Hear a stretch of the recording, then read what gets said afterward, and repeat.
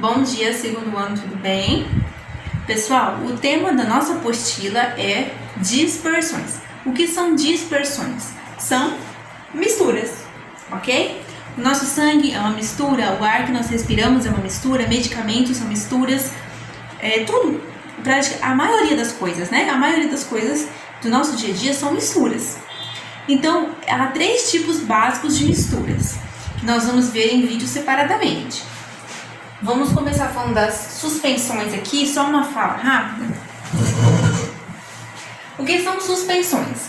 Suspensões são misturas heterogêneas, ou seja, misturas que eu olho, bato o olho e já vejo que tem 1, 2, 3 substâncias misturadas. Tem várias substâncias e elas têm partículas grandes, de 1000 nanômetros para cima. Você joga a terra na água, por exemplo, a terra vai ficar toda espalhada, você vai poder ver onde é terra, onde é água, você vai ver que tem uma mistura ali. Ou alguns cosméticos que possuem 2 fases, uma fase líquida e outra fase mais aquosa, outra mistura. Aí você balança, alguns hidratantes, você balança e vai fazer aquela mistura entre a parte líquida e a parte oleosa, fica aquelas gotículas grandes, aquela mistura. Isso são suspensões, ok? A outra são as coloides. O coloide é uma mistura que, olhando a olho nu, você pensa que ela é homogênea, né? Porque você não vê 2 fases ali, você só vê uma coisa. É o caso do leite, é o caso do sangue. Só que os coloides, eles têm partículas de 1 a 1000 nanômetros. São partículas, são várias moléculas juntos, conglomerados de moléculas juntos, e são heterogêneas. Se você colocar no microscópio, um microscópio potente, não aquele microscópio simplesinho não, um microscópio potente, você vai ver a mistura ali. Você vai ver que não é uma coisa só. No caso do leite, por exemplo, o que é o leite? O leite é um líquido que mistura água, mistura gordura e mistura alguns íons também, outras misturas junto ali. Só que a água e a gordura não deveriam se misturar, não é?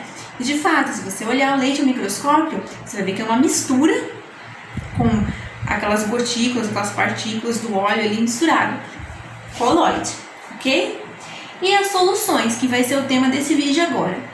As soluções, elas são misturas em que nem no microscópio super potente eu consigo perceber a mistura e não tem como fazer essa separação por filtração. Aqui no coloide e na suspensão é possível forçar uma decantação por centrifugação, né, que nós já vimos técnicas de separação de misturas no ano passado. Você consegue fazer separação aqui. Na solução não tem filtragem que resolve, não tem como decantar, não adianta nem uma super centrífuga. As soluções podem ser eletrolíticas ou não eletrolíticas. O que isso significa? Quando eu tenho na solução uma substância iônica, ou seja, uma substância que tem um metal e um ametal fazendo ligação iônica, quando você coloca no solvente, eles se desligam e deixam íons positivos, cátions, e íons negativos, ânions. Essas soluções, chamadas eletrolíticas, eles permitem a passagem de energia. As baterias, por exemplo, baterias dos veículos, baterias dos carros, o que tem dentro delas? Soluções eletrolíticas que têm íons metálicos, por isso que as baterias funcionam. Mas elas também podem ser soluções não eletrolíticas. Soluções não eletrolíticas, eu tenho partículas dissolvidas na água, formadas por moléculas que as ligações são covalentes. Então, substância em que todas as ligações ali entre seus átomos são covalentes, como é o caso do açúcar, por exemplo. Só que está tão separado uma partícula da outra que não é possível fazer a filtração e não é possível observar no microscópio. Soluções não eletrolíticas. Então acompanhe aí, nesse vídeo nós vamos focar em soluções e no próximo vídeo nós vamos falar de coloides. Pessoal, quando falamos em dispersões, tem 2 nomes que nós precisamos ter em mente: dispergente e disperso, ok? Então nós temos aqui 3 imagens, uma para soluções verdadeiras. Você pode ver aqui que você vê uma coisa só, você não percebe que tem uma mistura aqui. Aqui as soluções verdadeiras são homogêneas, realmente homogêneas. Aqui nós temos coloides ou soluções coloidais. Você pode ver que eu tenho aqui um material chamado de dispergente, que é esse líquido aqui, e os pontinhos no meio, que são o disperso. ok? Então é uma mistura heterogênea, embora a olho nu nós não possamos ver. E aqui a suspensão nós temos o dispergente em maior quantidade e o disperso em partículas grandes. Quando nós falamos de soluções, no entanto, ao invés de usar o nome dispergente e disperso, nós usamos solvente e soluto. Então, nesse vídeo, nós vamos tratar apenas pelos nomes de solvente e soluto. Vamos falar agora das soluções sólidas, ok? O que são essas soluções? É quando eu tenho um solvente, que é um material de maior quantidade sólido, e um soluto também sólido. Um exemplo mais importante das soluções sólidas são as ligas metálicas e as ligas de ferro-carbono, ok? Que também é uma liga metálica, na verdade. Então, eu tenho aqui o ouro 18, é um exemplo muito importante de solução sólida, mas existem outras misturas que também são muito usadas e que são muito importantes, como o bronze e o latão. E outras misturas são usadas em construções e em montagem de automóveis. No caso do ouro, por exemplo, o ouro 18. O que significa esse ouro 18? Esse número aqui, 18. Significa que de cada 24 gramas daquela peça, 18 gramas são ouro. As outras 6 gramas são prata ou cobre. Então eu tenho aqui meus átomos de ouro, aqui de rosinha, e entre eles átomos de prata e átomos de cobre. E não é possível ao microscópio ver os átomos, né? Ao microscópio, mesmo o microscópio potente que vê células, ele não consegue ver os átomos. Então eu não consigo ver onde é átomo de ouro e onde é átomo de prata. Por isso é uma solução. Outro exemplo importante é o aço carbono, em que eu tenho aqui meus átomos de ferro, e entre um átomo de ferro e outro, nos vãozinhos, eu tenho átomos de carbono, que tornam as peças mais resistentes do que se fosse de ferro puro. Essas ligas, elas são usadas para melhorar materiais. Então, eu tenho um metal, que já é um metal bom, um metal que tem grande quantidade na natureza e que eu posso usá-lo. Mas se eu adicionar com outro elemento, eu consigo características melhores. No caso do aço carbono, eu consigo uma chapa que seja mais flexível, melhor de trabalhar com ela sem quebrar. E no caso do ouro, né, das joias em geral, o ouro é muito maleável. Então ele é fácil de ser dobrado, ele é fácil de ser quebrado. Quando faz a liga, você adiciona prata, você adiciona cobre, eles são mais resistentes. Então essa joia, essa peça fica mais resistente, não vai se quebrar com tanta facilidade. Vamos falar agora de soluções gasosas. Nesse caso, eu tenho um solvente e um soluto, os dois gasosos. Coloque essa observação aqui, toda junção de gases. Por quê? Se eu juntar dois gases, 2 ou 3, obrigatoriamente eu vou formar uma solução, ou seja, uma mistura completamente homogênea. Eu posso juntar dois líquidos e formar um coloide, ou uma suspensão, ou uma solução. Mas se eu juntar 2 ou mais gases, somente gases, obrigatoriamente eu vou ter uma solução verdadeira, que não é possível identificar em microscópio ou outra aparelhagem nenhuma. A solução gasosa mais importante para a gente é essa aqui, que é a mistura do gás, do ar atmosférico, afinal. Você pode ver aqui nesse gráfico, a maior fatia aqui é de nitrogênio.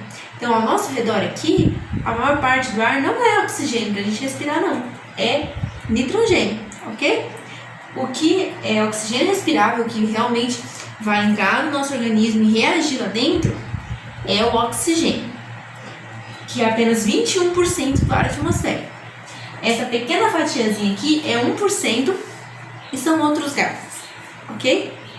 Então, essa é a solução mais importante para nós.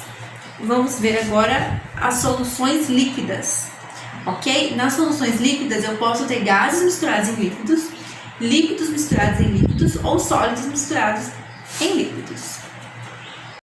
Vamos falar agora de soluções líquidas. Eu tenho 3 casos. O primeiro é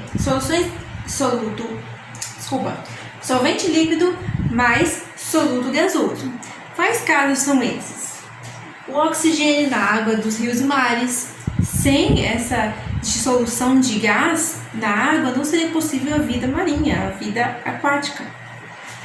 HCl em água, esse aqui é ácido muriático, Ele é um gás, mas em água ele forma um ácido, ok? O nosso sangue também é um exemplo disso. O nosso sangue é como um líquido e nele está dissolvido o oxigênio que nós respiramos. Outro exemplo aqui é solvente líquido mais soluto líquido. Eu posso dissolver uma substância líquida em outra. Por exemplo, álcool e água. Só que no caso do álcool e da água, existe uma diferença. Em geral, nós dizemos, o solvente vem em maior quantidade, o soluto vem em menor quantidade. No caso da relação álcool e água, a água é o solvente, independente da quantidade que ela tenha. Ok? Por exemplo, igual no álcool 70 em NPM, que é um álcool comercial que está sendo muito vendido agora no período da pandemia do novo coronavírus. 70% do peso é álcool e 30% do peso é água. Mas, nesse caso, mesmo sendo em menor quantidade, a água é o solvente. Tá? Nesse caso aqui, o solvente está em menor quantidade, ok? Mas a água é o solvente nesses casos. Outras misturas a gente pode citar também em soluções. Por exemplo, água e ácidos. Vamos falar agora do terceiro tipo de solução líquida, quando nós temos um solvente líquido e um soluto sólido. Pode ser solvente líquido álcool e um soluto sólido, pode ser alguma coisa misturada ali. Mas no caso nós vamos falar, nessa aula em especial, sobre água como solvente e soluto sais minerais. Eu trouxe essa imagem aqui, que é da quarta meta do milênio, lembrando que são 8 metas, ok? A quarta meta é reduzir a mortalidade infantil. Qual a principal causa de mortalidade infantil? Em crianças até 4 anos, 5 anos aí, a principal causa, principalmente em regiões mais pobres, com menos recursos, é a desidratação por diarreias. Existem outros fatores que levam a criança a desidratação, mas no caso a diarreia é o principal. Para conter uma grande onda de mortes de crianças por desidratação, foi criada a terapia de reidratação oral, que eu não coloquei a sigla aqui, mas TRO. Terapia de reidratação oral. O que é isso? São os bons e velhos soros fisiológicos. Eu tenho aqui uma garrafinha de um soro fisiológico. Você pode ver, solução fisiológica. Esse é bem simplesinho, ele só tem sal mesmo, cloreto de sódio dissolvido, mas existem outros soros mais complexos, mais completos, mais complexos, alguns soros hospitalares também mais complexos. E existe também o bom e velho soro caseiro. O que é o soro caseiro? É uma medida emergencial, em que eu tenho aqui uma medida grande, que eu coloco 2 medidas de açúcar, medidas rasas, então pega o açúcar, passa o dedo assim e deixa rasinha. E uma só medida de sal, ok? Também deixa rasinha. Pouquinho. Por quê? Porque se colocar excesso de soluto aqui, também vai aumentar a desidratação. Então tem que ser uma quantidade exata, que é essa quantidade da medida, em 200 ml de água, ok? Tá na apostila de vocês a receitinha também. 2 medidas de açúcar para 1 de sal em 200 ml de água. Trazendo para o nosso campo aqui, o sal de cozinha, é uma solução iônica, é uma substância iônica.